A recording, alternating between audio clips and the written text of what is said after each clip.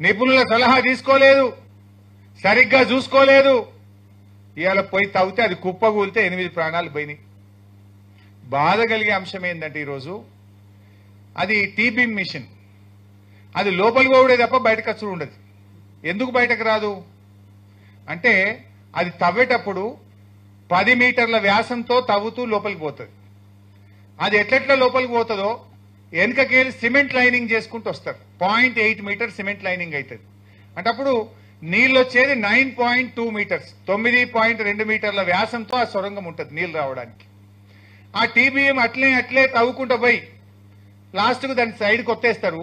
సొరంగం అంతా అయిపోయినాక నీళ్ళు రావాలనేది దాని ఆలోచన. ఇన్లెట్ నుంచి ఒక టీబీఎం, అవుట్లెట్ నుంచి ఒక టీబీఎం పోయింది.